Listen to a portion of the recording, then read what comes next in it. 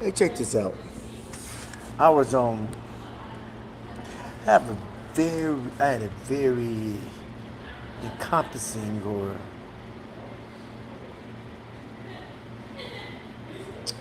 interesting weekend.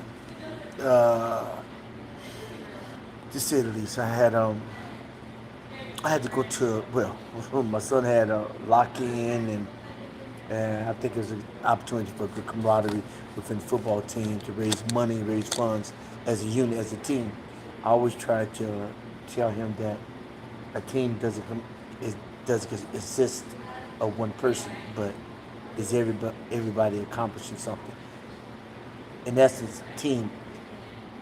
Um, everyone achieving much together. Everyone achieving much because y'all have to work together to accomplish a goal. Nobody ever wins a Super Bowl by themselves. You may have one dominant player, but the dominant player can't be dominant and can be effective if he doesn't have a supportive cast.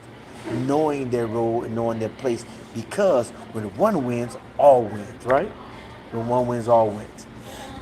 So I was trying. It was good for me to actually get him opportunity to connect with people that's going to help him accomplish a goal and to put his skills into play.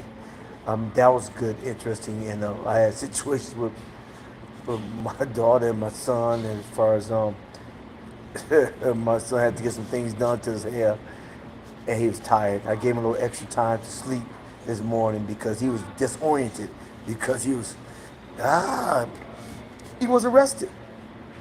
At this point, but he wasn't arrested, so therefore I had to talk with him about coming to grips with his emotional state because even while some kids were actually, it's not just kids, but people generally get very emotional and very erratic or neurotic, so to speak, when you lacking rest. So me knowing this, being on the outside looking in, I told him, I said, listen, check it out. We going to school, and I'm gonna give you just go in late, give you a couple extra hours of sleep, and then you take a shower, and then we'll be gone. Now, when I addressed the situation to him in the morning time, I said, give you 30 minutes. He's like, he woke up 30 minutes. It's time to go. So, oh, Dad, I can't. Oh, I can't do it. Okay, that's me assessing. Didn't know the time that he went to sleep. I didn't know. I didn't know. I went to bed at 11. So he went to bed way after that. So I didn't know the time. So what happened is that I said, okay, I tell you what, this is the concession. I let you sleep about 3, 4 hours more, going so you go to school. He's gonna go to school late, but I know this. Nobody had to tell me that if he went to school and he had very minimal amount of sleep, that he would not be effective. He'd be disoriented, he'd be grumpy, and make actually get in trouble because he's not really there. Yeah. Oh, Miss Saka. Hey, Suki. Okay, so you never know. Yeah, I didn't. I had to assess the situation on the outside looking in, and because I was a boy, and I didn't have the privilege, to get the ear that I hear that I have with my knowledge. My father did the best he could with what he had, and he was always there. But wasn't a lot of room for any discussion. Oh, thank you, thank you, thank you. It wasn't a lot of room for discussion. So, but did, but it was effective at that time. But me knowing what I know, I try to listen, not just to the words, but to the situation. So I listened to the situation. I looked at him. He said, ah! They take a couple hours, man. Take a couple hours, go to sleep. Then I didn't even have to wake him up. He woke up on his own, took a shower, asked him, was you ready? So I'm almost ready, Dad. And he's ready to go. I said, okay, you get an option. You go to Bojangles or McDonald's or get you something to eat. He was cool. Smooth, smooth. Had to write him a letter. Had to write him for excused absence or where But the truth of the matter is that if he didn't go to school, it'd be unexcused absence anyway. And he'd miss out on other activities that happen in school and out of school. So, it doesn't benefit him to do that, be home by himself on his phone, looking at television. I mean, because he's only going to sleep for a certain while. I mean, you've been young before. I've been young before. I know if I'm tired, I don't need 9 hours of sleep. I may need like a hour kick boost or 2 hours boost. I'll be good, right? You be good too, right? Yeah, yeah. So yeah. So what happened there? Well, what happened was, that was the situation. Well, cool. We had a good conversation. We talked about the Alabama and the Vanderbilt game. Whoa. Who would have thought? I said, man, Vanderbilt ain't even. They're not even known for football. But Alabama is. And boy, boy, boy. I didn't see the game, but we'll have to look at the highlights. My son saw that. He saw the highlights. But that was Saturday, Sunday. But then Saturday, I had a friend, her mother passed. And, and she's just a matter of fact, she's good people. She told me, I need you to do a favor for me. I said, okay, what's the favor? She wanted me to sing at Celebration of Life. I didn't know her mother passed. She told me. And I came and I sung. I sung a song that my god sister wrote for me when I was 9 years old. But it was very comparable to the setting about tearing up a dream. And it was very comparable. I didn't have to learn anything or try to find things appropriate because what came up was that song, and that song was appropriate for that time. She cried a little bit because it meant a lot.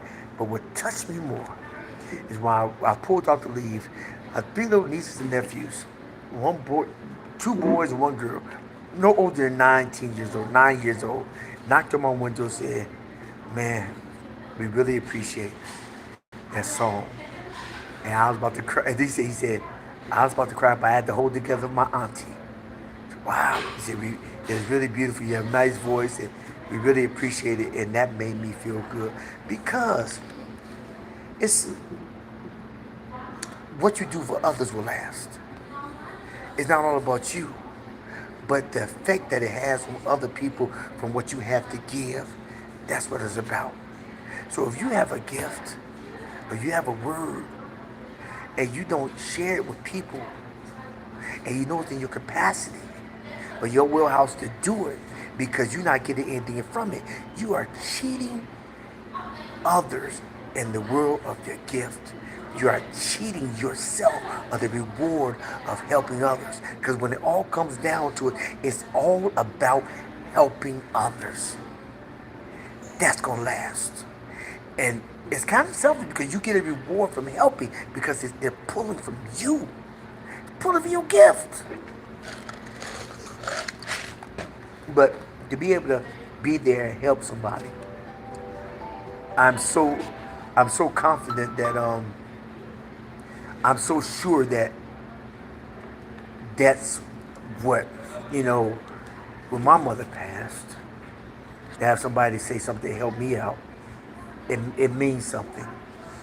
But it means a lot more when it's coming from somebody that you consider a friend.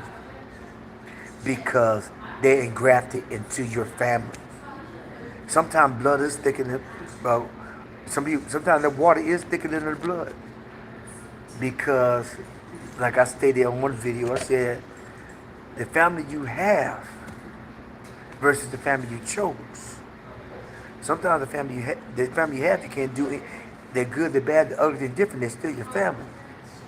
But the family you choose, you took time to make that call. And sometimes those are the ones that last longer than the family you have. Go figure.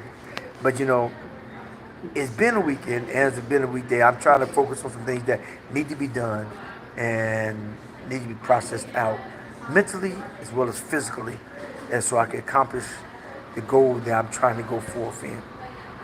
And so I can help other people out. This is a hero journey with Dr. D. And if you remember anything else from this video, check it out. I got new segments on my YouTube channel. Oh, y'all gotta check it out. Y'all gotta check it out.